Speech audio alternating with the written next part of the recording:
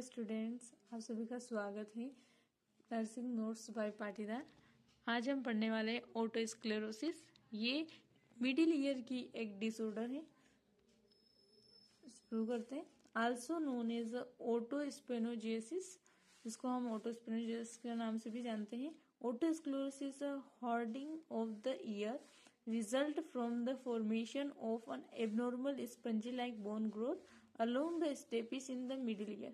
इसमें क्या होता है, मिडिल ईयर के अंदर स्टेपिस के अराउंड में बोन की ग्रोथ होने लग जाती है। ओके, एबनॉर्मल बोन की ग्रोथ के कारण ओटोस्क्लेरोसिस होता है। ये मिडिल ईयर के अंदर होता है। उसके बाद बात करते हैं with a new bone growth the stapes, उसी के साथ एक नई बोन का ग्रोथ होने लग जाता है। Become immobilize, prevent transmissions of sound verbalization into ear leading to conduct hearing loss। इसमें क्या हो जाता है, एबनॉर्मल बोन ग्रोथ करने के कारण यहाँ पे मूवमेंट जो होता है बोन का वो प्रिवेंट करता है transmit of sound vibrate, sound को वाइब्रेट नहीं होने देती है। उसके कारण क्या हो जाता है, हियरिंग लॉस हो जाती है। Usually affect the both years, आपके दोनों ही ईयर्स को अफेक्ट कर सकती हैं। अब हम पढ़ेंगे क्लासिफिकेशन ऑफ ओटोस्क्लेरोसिस। फर्स्ट है हिस्टोरोलॉजिकल ओटोस्क्लेरोसिस। हिस्टोरोलॉजिकल ओटोस्क्लेरोसिस क्या होता है, does not produce any symptoms during life but it revealed only at postmortem. ये आपकी पूरी लाइफ में कोई भी सिम्टम्स नहीं नजर आएगा हिस्टोरोलॉजिकल ओटोस्क्लेरोसिस में।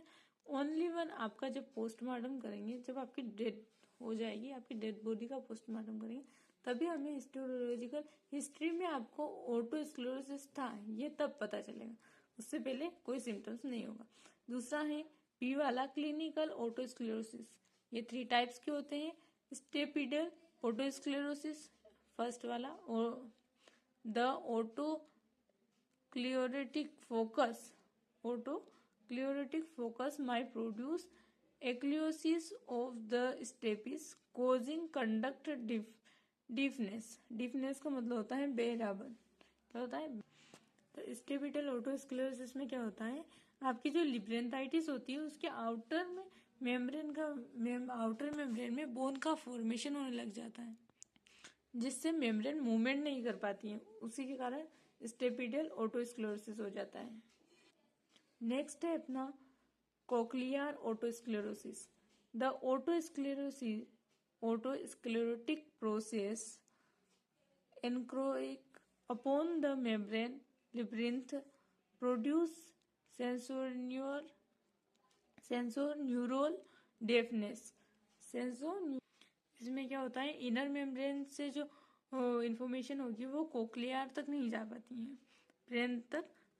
इनर मेम्ब्रेन से होते हुए क्लियरली इंफॉर्मेशन जो होगी वो ब्रेन तक नहीं जा पाती, इसे कोक्लियर ओटोस्क्लेरोसिस का। अगला है mixed otosclerosis, cause both fixations of the stapes as well as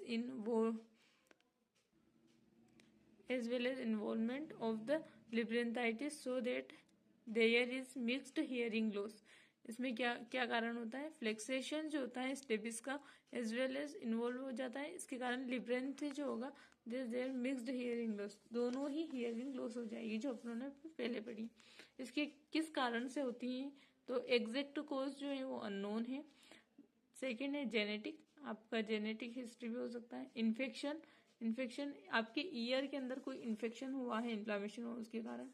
hereditary में आपके जो भी जेनेटिक आएगा। And commonly female during pregnancy and menopause hormonal changes, pregnancy के समय और मोनोपोज के समय हो सकता है हार्मोनल चेंजेस के कारण।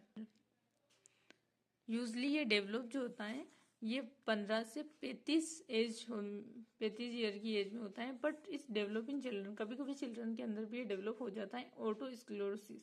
क्लिनिकल मैनिफेस्टेशन की बात करते हैं, कंडक्ट हियरिंग लॉस। इसमें क्या हो जाएगा, हियरिंग बिल्कुल लॉस हो जाएगी, ईयर में पेन होगा, इरिटेशन होगा, फीवर होगा, एबनॉर्मल डिस्चार्ज, ईयर के अंदर से एबनॉर्मली पस निकलने लग जाए, डिस्चार्ज होने लग जाएगा। यूस्टेकन ट्यूब ऑब्स्ट्रक्शन, आपकी जो ईयर की यूस्टेकन ट्यूब होगी वो ऑब्स्ट्रक्ट हो जाएगी। टेम्पेनिक मेम्ब्रेन डिस्कलरेशन, आपकी टेम्पेनिक मेम्ब्रेन का डिस्कलरेशन होने लग जाएगा। बिजीनेस ऑफ ईयर, बिजीनेस का मतलब होता है भारी, भारी फील होगा, ईयर के अंदर भारीनेस फील होगा। टिनिटस, टिनिटस होगा। टिनिटस का मतलब होता है रिंगिंग साउंड प्रोड्यूस करना। डायग्नोस्टिक टेस्ट की बात करते हैं, इसमें हम पढ़ेंगे ऑडियोग्राम। ऑडियोग्राम में हम ग्राफिकली रिप्रेजेंट करते हैं हियरिंग लॉस को। सेकेंड है सीटी स्कैन। सीटी स्कैन में हम क्या करेंगे, chest fluid collection, check fluid collection, fluid के कलेक्शन को चेक करेंगे कि आपके मिडिल ईयर के अंदर कितना फ्लूइड जमा हुआ है। एमआरआई करवाएंगे, will soft tissue infection, soft tissues का इन्फेक्शन देखेंगे। टेम्पेनोग्राम देखेंगे। Audiometric hearing test, hearing test करवाएंगे। मेडिकल मैनेजमेंट में देखेंगे हम नोट रिक्वायर ट्रीटमेंट, इसमें ट्रीटमेंट की रिक्वायर नहीं होती है। Not require treatment until you have several hearing loss, इसमें कोई ट्रीटमेंट की रिक्वायरमेंट नहीं होती है, इसमें हैव से हियरिंग लॉस हो जाता है। एनाल्जेसिक्स के पेन को रिलीव करने के लिए दिया जाता है। यदि आपको इन्फेक्शन वगैरह है तो पेन हो रहा है ईयर में तो आपको एनाल्जेसिक्स प्रेफर किया जाता है। कैल्शियम और vitamin D may help to control the hearing loss, calcium के विटामिन डी जो हम कंट्रोल करते हैं hearing loss. Non pharmacological, auditory aids या फिर हियरिंग लॉस, ऑडिटरी एड्स का हम यूज करते हैं। नॉन फार्माकोलॉजिकल कौन से होते हैं, नॉन फार्मा। सर्जिकल मैनेजमेंट की बात करते हैं। स्टेपिडेक्टोमी, स्टेपिडेक्टोमी में क्या हो जाएगा, नाम से ही पता चल रहा है स्टेपिस से रिलेटेड है। टोमी का मतलब होता है रिमूव करना। किसी भी सर्जरीज में हम बात करेंगे टोमी, तो टोमी का मतलब होता है रिमूव करना किसी भी चीज को। तो removing a portion of the sclerotic stapes, foot plate होती है जिसको हम फुट प्लेट के नाम से जानते हैं, आपने ईयर पढ़ा होगा उसमें पता होगा। Implants prosthetic place between incus and Oval Windows, ये जो डिवाइस होता है, प्रोस्थेटिक मतलब होता है डिवाइस, तो ये डिवाइस होता है, इसको हम इम्प्लांट करते हैं कहाँ पे, इनकस और ओवल विंडो के बीच में। आपने ईयर तो पढ़ा ही होगा, उसमें पता होगा कि ओवल विंडो कहाँ होता है, इनकस कहाँ होता है, उन दोनों के बीच में हम क्या करते हैं, प्रोस्थेसिस एक डिवाइस होता है, इसको हम इम्प्लांट कर देते हैं स्टेपिडेक्टोमी में। रिमूव करते, कौन सा पोर्शन रिमूव करते हैं, स्क्लेरोटिक स्टेपिडस फुट प्लेट को रिमूव करके फिर हम प्लेस कर देते हैं इनकस और ओवल विंडो के बीच में प्रोस्थेसिस को। स्टेपिडेक्टोमी क्या होता है, ये मॉडर्न सर्जरी होती है, is perform by drilling a small hole. हम ड्रिल आउट करके क्या कर देते हैं, एक छोटा सा होल बना देते हैं इन स्टेपिस फुट प्लेट के यहाँ पे, और माइक्रो ड्रिलिंग और लेजर इंसर्ट प्रोस्थेसिस के यहाँ पे हम क्या करेंगे, एक छोटा सा होल बना के उसके अंदर परफॉर्म करेंगे अपनी सर्जरीज को स्टेपिस या फुट प्लेट के यहाँ पे। नर्सिंग मैनेजमेंट क्या होगा, हम असिस्ट क्या करेंगे, history of onset progressive of symptoms, क्या सिम्टम्स उसके अंदर प्रोग्रेस हो रहे हैं उसको हिस्ट्री देखेंगे।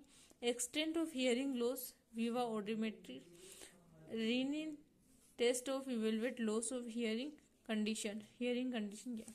फिर डायग्नोस्टिक टेस्टिंग क्या करें, इम्पेयर्ड वर्बल कम्युनिकेशन, बातचीत करके रिलेटेड हियरिंग लॉस, आपकी हियरिंग लॉस किस तरीके से हुई है उस चीज़ पे बात करेंगे। Risk for injury related to hearing loss, vertigo and presence of graft. Planning implementation में क्या करेंगे,